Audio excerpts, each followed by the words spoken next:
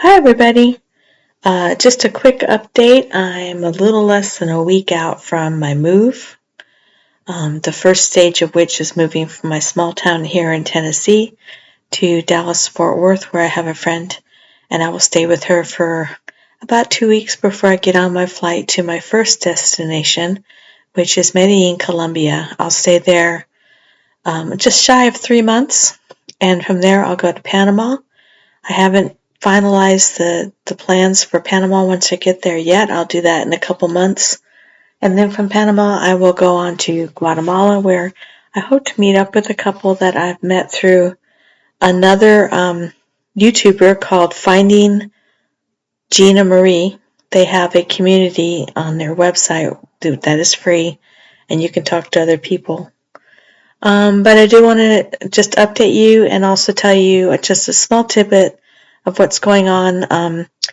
The first thing is that my airline, the airline that I had originally scheduled with, was supposed to fly out on March 19th at 6 in the evening, fly to El Salvador, spend 12 hours layover in El Salvador, and then the next morning fly out to Medellin and get to Medellin around 1:30 in the afternoon on the 20th, and then heading to my Airbnb, the check-in being 3 p.m. Well, a few days ago, maybe it was a week ago now, the airline told me they changed my flight, so now I'm flying out on the 20th at 3 in the afternoon, and instead of going through El Salvador, I'm going straight to Colombia.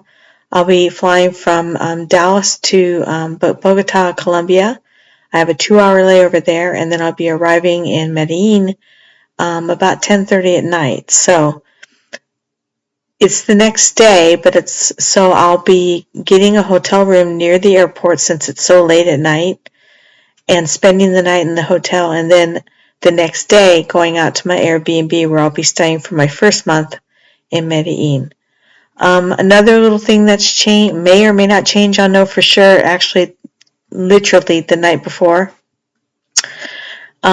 I think I've mentioned in previous videos that although there's no public transportation, there is a little senior bus service, shuttle service that'll pick you up and take you to the grocery store or the laundromat.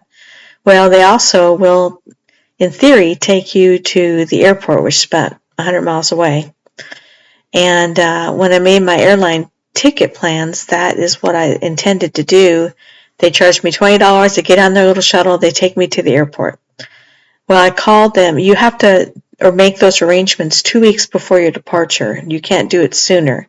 So I had called them ahead of time, made sure that this was all doable, that they would be able to take me, and I made my airline reservations for Tuesday because Tuesdays, Thursdays are the only days they do it.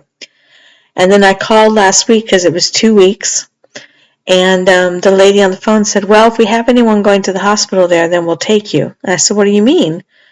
And she said, well, we won't just take you to the airport unless there's someone that's going there to the hospital.